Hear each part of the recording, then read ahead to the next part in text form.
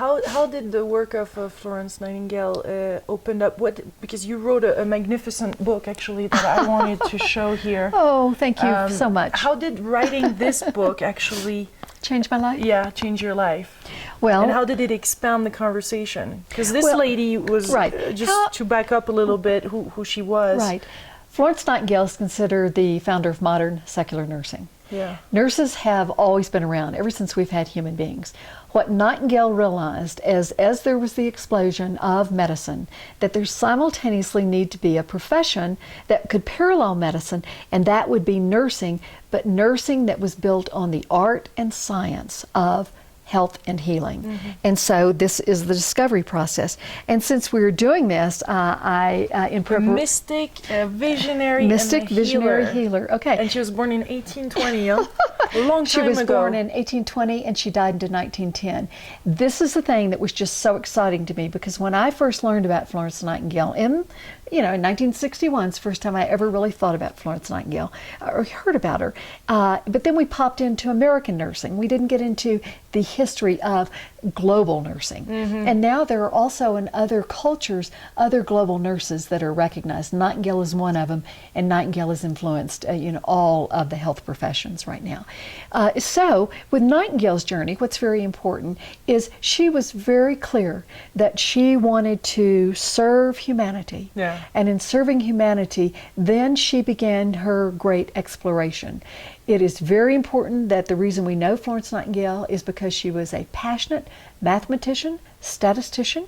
She was educated at home, because in the 1820s to the 50s, when she was being educated at home, and had to be at home because women didn't go to college. Mm-hmm. And so her father was a Cambridge graduate, and he schooled her in a classical Cambridge home education. Mm. Now we do have to consider that Nightingale was also a genius. Mm-hmm. She spoke 5 languages. She liked to read in the original.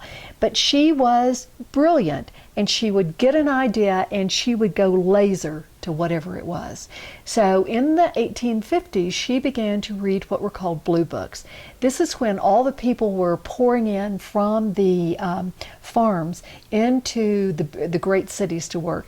Well, it was absolutely dreadful at that particular time. I mean, people were sick. They were being poured into. There was no place to sleep. We know all of what happened in that during the great Industrial Revolution.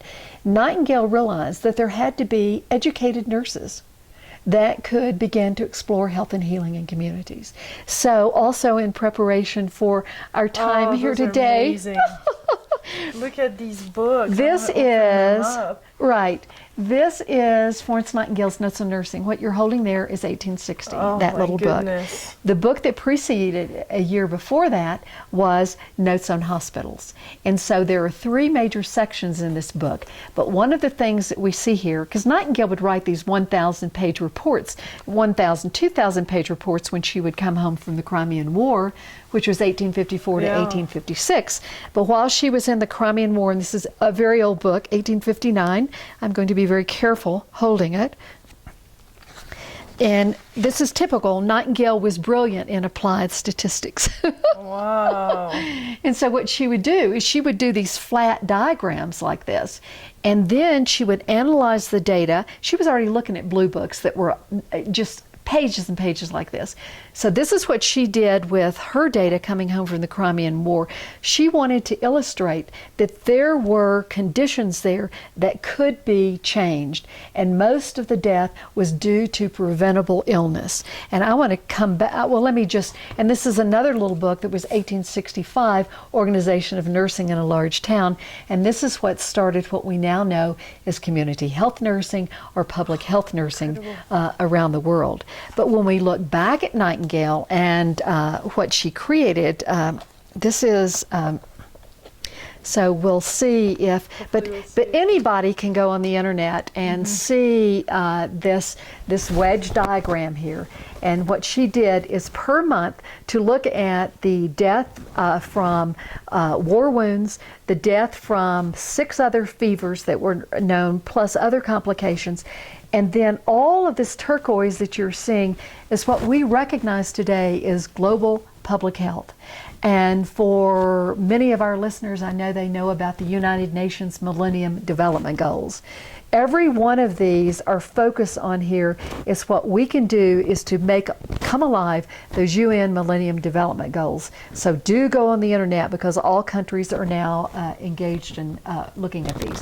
What we know about those UN Millennium Goals, though, is that we're way behind on meeting those target dates. Yeah. And this is where nurses come in too, is there are 15 million nurses worldwide working right now. So, for example, next week I have a webinar with some young nurse managers at Davos City in the Philippines, and I just can't wait. So what I will do is I will send them a PowerPoint, and then they will Skype, and they will see me in my study, and then it will be basic technology, though. Someone there who I'm working with, he will just take my slides, and I'll say, okay, next slide.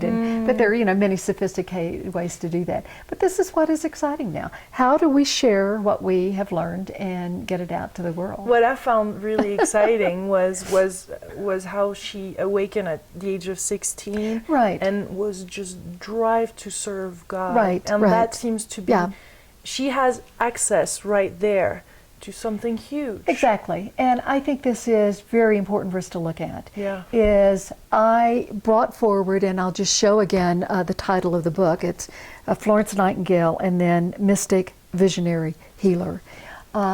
There are. This is an illustrated biography too, which there is the only one in the marketplace right now.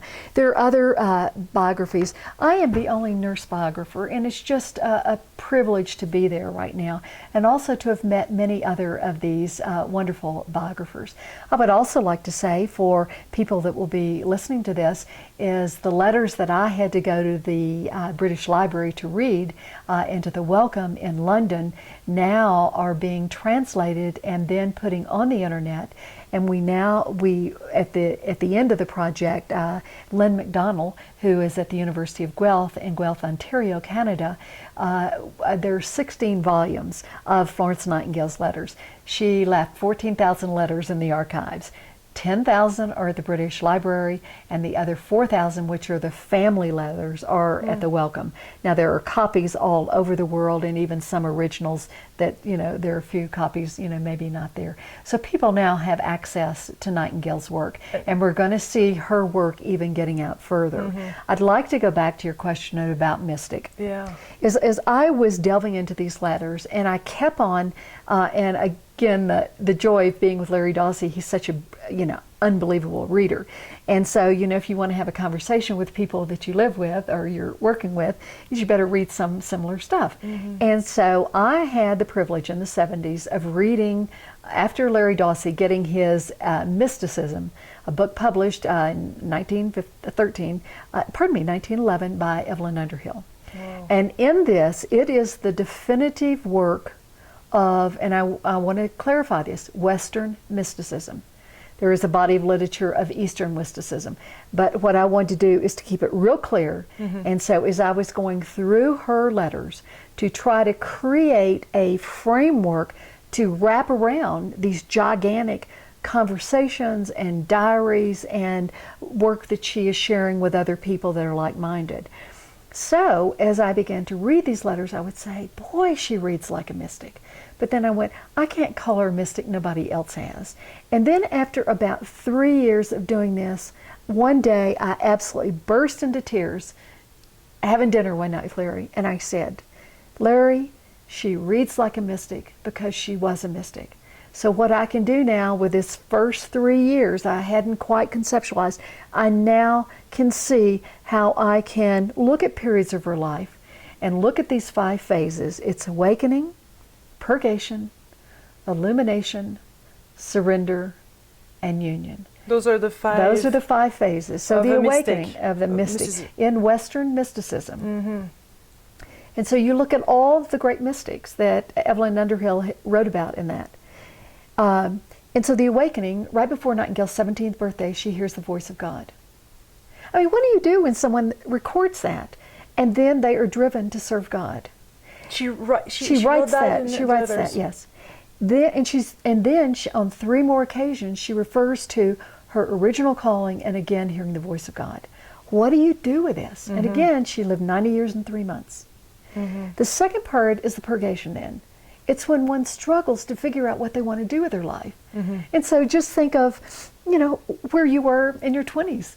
What am I going to do with my life? And then one day you woke up. And so the way I see you right now is that you are on this journey of illumination. You are alive. You are awake. You're working from soul's purpose. You've been called to do this work. It's not easy. And then this vision, you're staying on it. So there are times where you're going to get kicked off. People are going to say, why are you doing that? But you're working from soul's purpose. You're seeing that you're on fire. You're on fire with this divine calling of what you're going to do, however you define that. Yes. The surrender then is what is required, and what mystics do is they go into these deep periods of really contemplative practice, of prayer, of downtime, where they are really alone. But alone, not idle, but alone to figure out what is the deep place. And in doing this, they get in touch with their own suffering. And this is what we are called to do in our journey, is how do we touch those parts of ourself that are wounded? We get wounded every single day by things that happen locally, in our family of origin, in our workplace, in our community, globally. We look at the chaos that's going on in the Middle East right now. We are touched by that. We look at the suffering these people. We look at the rights that they don't have. We can go on and on about that. But what can we do to stay steady, to go into this place of surrender, to ask the great question of, what am I called to do?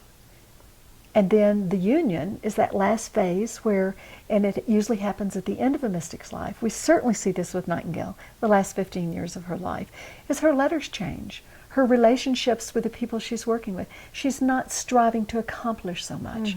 And so by the time she is in her early 80s, there's not this strive. She's not having to finish a lot of projects. She's still mentoring people. She's still analyzing data, but she is now mentoring people to carry the work much further than she ever did. So it's very exciting to look at. In the 1880s, Nightingale was just so frustrated, and she'd say, nothing's going to happen. And she'd say, it's going to take 100 to 150 years to have nurses that can change and bring about the health and the healing of the world. Well, 15 million nurses are working worldwide right now. We are doing what Nightingale had a vision would happen. And so when we can tap in to the work that we're doing, it's hard, it's precious, it's a journey. We can do this. We can't do it alone. It requires working with physicians, a lot of people on the collaborative team. How do you create a healthy community? And so all of us have a little piece in this. Yeah, but it seems like she had quite a lot of challenge, especially how she was brought up. Her parents and everything didn't really... So challenge comes with that. Challenge comes with that. But how many people today that want to go on a path of going into the liberal arts, and the family, a mother or father will say, no, you have to go to engineering school, or you have to go get a trade, stuff like that. They're not called to do that. There are ways. You just have to listen to this. But Nightingale did have that. She was a privilege. She came from a very wealthy family. But she was very clear. She developed what she wanted to do, and she learned how to walk in a man's world. And she was blessed that she came from a very political family, very large family. For example, her maternal grandfather worked with William Wilberforce on the abolition of the slave trade. So these are the kind of conversations, these are the politicians coming into her, house, her home. But what she did is she used this to her advantage to clearly create a something that needs to be done. She would then create she would write the legislation. She would work with 5 or 7 or 10 other people, but that she then had politicians in place that could take the work to then create this dynamic to get legislation passed. She also had journalists. And she would say, this needs to be a story. This needs to be an editorial. Nightingale would write it and it would be an editorial. Wow. Again, before She's seeing it holistically too. Exactly. Before she gets home from the Crimean War, she knows that the life of the British soldier must be improved. But she also realized in order to educate a village, you have to educate the women of the village. We saw this come later, you know, with Gandhi's life, with other great people. But Nightingale saw this. She said, you cannot have a healthy British military if you don't have a healthy community, because they're engaged in eating the same foods, the same water supply. It has to, you know, clean air, all of those things that we look at today. So she brought English feminism, huh? No, she did. Definitely. So it's very exciting. So how do we take the work of this great person? And I think the other thing is we love her and we respect her because she recorded her life. At many points, she wanted to burn all of her letters. And then she realized that what she must do is go beyond ego, and this is a record that she meticulously kept, and it would inform history. So it's still informing history. Wow. So I'm amazed how she saw that and expanded on it, and also she had an impact on the Civil War, hasn't she? Yes, Nightingale, and this is one thing that's also so exciting, is she was a consultant to both the North and the South. She did not take sides, and she also was part of writing the original papers for the British for the International Red Cross, and to look at this place of neutrality. And so with, you know, and during the Prussian War, she was looking at both sides. What is happening to that soldier? How can we help that suffering soldier? And so the founder of the International Red Cross, Henri Dunant, and my French is not, you can correct me on that, D-U-N-A-N-T, what would it be? Do you know? Okay, good. Dunant. Mais bien sûr. Right. But he said he gives all the credit for establishing the International Red Cross to the great Florence Nightingale. Also, in the end of my illustrated biography, I knew, because Nightingale had done so much work with the young Indian nationalists, of saying that the Indians must be in charge of their own country. So she was helping them, looking at Indian expenditure, and so Gopal Krishna Gokhale was the man that called Gandhi back from South Africa to India. And I went, Gandhi's got to know about Nightingale. Number one, you know, he was educated in England, but he also, all of this peace, and Nightingale was, you know, well known, but starting in the 1860s, 70s. So I finished the illustrated biography with a letter that that Gandhi wrote about Florence Nightingale. Oh, what is he saying? Well, about what a great woman she is, and how she literally thought of others before herself. So. And he was touched by that. Oh yeah, very much so. And he was looking at great men and women and how have they influenced others, because they've all had to suffer to step way out, as we say, out of the box, to step way out there on a limb. I would also like to say that for the people that are listening, they can go on the internet and look for Florence Nightingale's voice. It's a 44-second recording, and she speaks in this very clipped English, proper English accent. But what happened is Edison, after he created the wax disc, he went around the world. He had different people recording famous people's voices.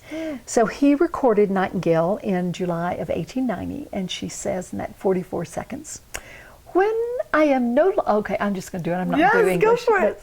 When I'm no longer even a memory, just a name, I hope my voice perpetuates the great work of my life. God bless my dear old comrades of Balaclava and bring them safe to shore. And then she goes, Florence Nightingale. So how did going into those archives and doing the book has changed your life? What did it add? What opened up? It took my breath away. It certainly opened me up to why I, as an educated nurse, do not know about my own history. One of the things that I love to do, as you know, is write. I knew that to go into the life of Florence Nightingale, because it was so big, and I wanted to tell the whole story, that it would be a long process. I needed to record this, not only for my own process, but also for those nurses that will follow me. How can they too know their history? And it's not only nurses, how do people in other disciplines, as well as every human being, know the life of this great woman? So that changed me. It also helped me be much clearer about my responsibility and my challenges, how to focus and leave a recorded record of what's going on in this period of time in my 46 years. I still got, about 15 or so years left. At least. I can't ever imagine, retiring. But, some of my colleagues now at 65 are retiring, and I'm 67, and I'm just going, I don't know what that means. Yeah. And I've recently been to a couple of meetings where the keynote speakers were in their 80s, and I went, ooh, I can do that. Yes, yes. So, that will happen. And so it's just, I will continue to stay focused. The projects are big. How to, fine-tune them so that then people can take the work much further than I have. And it seems like you're in the union phase where... Yes, that's very, very, that's precious, yes. I feel a real sense of a connectedness with the divine. Yeah. That is part of one of my self-care pieces. And as you've had the luxury of seeing here in Santa Fe, we're out in nature. Even though we're 5 minutes from town, I can, walk out my door, and in 5 minutes I'm in, really a backcountry. We have over 50 miles of walking trails around our precious city, so it's quite wonderful. I would also love to see, and I also put this book here for the readers too, the listeners, this is one of the journeys that I'm on right now. We're going into the 6th edition, and it will be out in 2012, but this is Holistic Nursing, a Handbook for Practice. And then the cover of this is, again, this is a message because this is global public nursing right now. Global nursing is how do we create the conditions for people to be healthy, body, mind, and spirit. So it involves the technology as well as the intuitive phases of healing. And that's where the magic is going to come from. That's the magic, yeah. Things that we cannot yet perceive. Yeah. Stay in the mystery. And I will also like to say, going back to Evelyn Underhill, I was so disappointed when I didn't see her because she would have known about Nightingale. Nightingale died in 1910. And then her book, 1911, and of course immediately I was going, Nightingale's going to be in there. But, technology wasn't fast then, like it is now. And then, but in 1915, in her wonderful little book on practical mysticism, she makes 3 references to Florence Nightingale as a mystic. And when I saw that, I realized I can call Florence Nightingale a mystic. Tell us how you define a mystic again. A mystic is one who has had that unmediated experience of God. They see the divine in the way they live their life and the way they do their work. And it's not around a religious practice. It may or may not involve that, but it is that direct experience of God. And that's also the way... It seems like in this time we'll all have maybe the chance to be mystics. We do, yes. You're absolutely right. And I think that there are mystics that walk among us every single day. And that is allowing ourselves to, use those 5 phases and coordinate them with our life. Are we awake in this moment? How can we do that? How do we even touch with a deeper divine connection? The purgation, when we're struggling, what can we do to figure out what the struggles are? What are the challenges, the barriers? The illumination is just kind of, play with these barriers and the challenges, and then just one day you're absolutely on fire. And it's like when I woke up one day and I just said, I'm called to do this. I am going to do this. And then to know what I was making a commitment to. Yeah. It was just going to be a little 100-page book, and though, it became an illustrated biography. I had to do that. Yeah. But that's what kept me on track to do that. And then the surrender is we all go through this phase of where we are so busy. we lose the light of what we're supposed to be doing. So how can we surrender to the moment, to go deep and to ask those questions, to sit in prayer, to sit in meditation, to take walks in nature, to read poetry, to read sacred scriptures, whatever that is, and then to feel that connection. Yeah. And again, it's a cycle. So it's like, But it's non-linear. it's nonlinear. In fact, you can go, you're on fire, illumination, and then you slip way back into purgation. Yeah. And you go, what's that about? And so it's just, it's that dance. 2 or 3 steps forward, 2 or 3 back. And then it's 5 steps forward and 4 back. And then it's 7, and then it could go back to 2. When we lose our way, we have to go back into deepening. Yeah. Yeah. Wonderful. It has been such a delight to spend this moment with you. It's been great. Thank you. And I just can't wait to see where your project takes you, Thank you. the people you will connect to, and the many lives that will be touched by your work. Thank you. So thank you. Thank you. All right. Much love, my beautiful co-creators. And if you want to see more interviews, you can go on juicylivingtour.com. There's a lot more coming. Can you hear my song?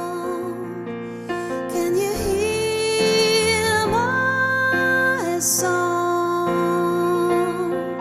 Can you hear I'm your mother, earth, I'm your mother. Can you hear I'm your mother, earth, I'm your mother. Have you noticed I'm taking a stronger stand for myself? Have you noticed it's necessary for my survival and my health?